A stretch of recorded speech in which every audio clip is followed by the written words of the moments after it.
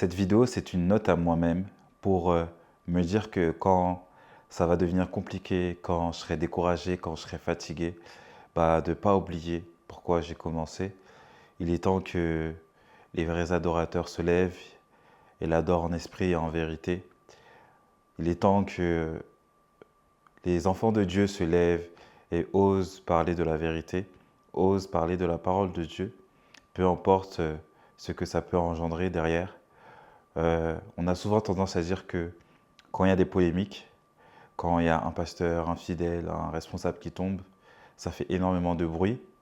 On se plaint, mais nous qui détenons la vérité, nous qui avons vraiment été appelés, parce qu'il y a des pasteurs, des évangélistes, enfin, peu importe, qui ont eu un titre qui ne méritaient pas, dans le sens où c'est pas Dieu qui les a appelés, mais c'est eux, par différents moyens, qui ont voulu ce titre, mais l'appel n'est pas sur leur vie.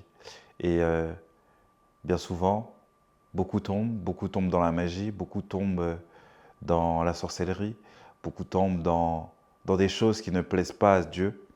Et c'est quand la polémique éclate qu'on se dit, ah, les hommes de Dieu, en fait, non. Nous qui détenons la vérité, nous qui avons été appelés, on refuse de faire la volonté de Dieu, on refuse d'accepter l'appel qu'il y a sur notre vie, alors que cet appel n'est pas pour nous, mais premièrement, c'est pour la gloire de Dieu, et deuxièmement, c'est pour ton prochain.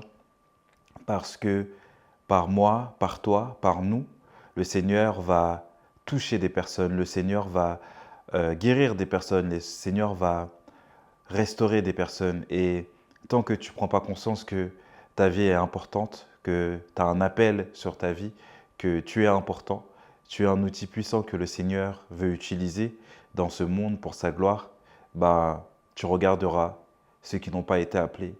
J'aime bien dire les agents du diable, faire l'œuvre du diable, parfois dans les églises, parfois dans le monde, parfois sur les réseaux sociaux, parfois partout en même temps, et te plaindre. Pourtant, toi, tu as été appelé à faire quelque chose.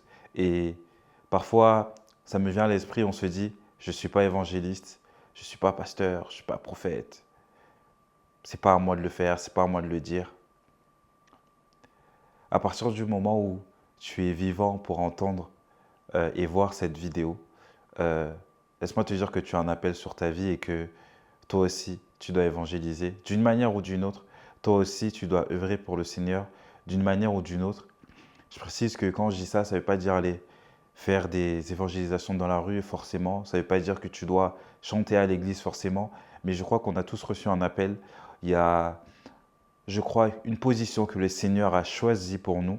Et nous devons déjà en prendre conscience pour savoir si nous sommes sur le bon chemin ou pas, si nous sommes bien positionnés ou pas. Et à partir de ce moment-là, à partir du moment où on sait que c'est ici que Dieu veut que nous soyons et c'est ce qu'il veut que nous fassions, on sera en paix. Peu importe les vents et marées, peu importe ce qu'on dira de nous, peu importe la calomnie, peu importe les difficultés, les épreuves, si tu sais que c'est là que Dieu veut que tu sois et que ce que tu fais est dans la volonté de Dieu, tu seras en paix. Même quand la tempête fait rage, je ne m'inquiète pas car je sais que Jésus est dans ma barque. Alors, c'est une note à moi-même pour me dire que prends courage. Tu sais que ce que tu fais, tu le fais pour Dieu, tu ne le fais pas pour toi. Et, euh, et que la gloire de Dieu se manifeste, pas seulement dans ta vie, mais dans la vie de toutes les personnes qui pourront t'écouter, partager avec toi, te voir sur les événements, te voir sur YouTube, TikTok, sur les réseaux, etc. Que ta voix porte pour le Seigneur, que tu sois un outil puissant, qu'il utilise par son esprit qui vit en toi. Et oui, être exposé, c'est pas facile. Ça va engendrer beaucoup de choses, beaucoup d'épreuves, beaucoup de mensonges, beaucoup de choses. Tu le sais. Mais l'amour que j'ai à servir le Seigneur est plus fort. Il n'a pas hésité à mourir sur la croix pour moi. Son sang a coulé sur la croix pour moi. Donc, ce que moi je vis, ce que je vivrai plus tard, n'est rien comparé à ce que lui a vécu. Donc, prends courage. N'est-ce pas moi qui t'envoie, comme le Seigneur dit dans sa parole, quand il le dit à Gédéon, n'est-ce pas moi qui t'envoie? Je sais que j'ai la force de Gédéon euh, et j'ai l'appel de Jérémie. J'ai la force de Gédéon et j'ai l'appel de Jérémie. Ne l'oublie pas, ne l'oublie pas, ne l'oublie pas. C'était une note à moi-même.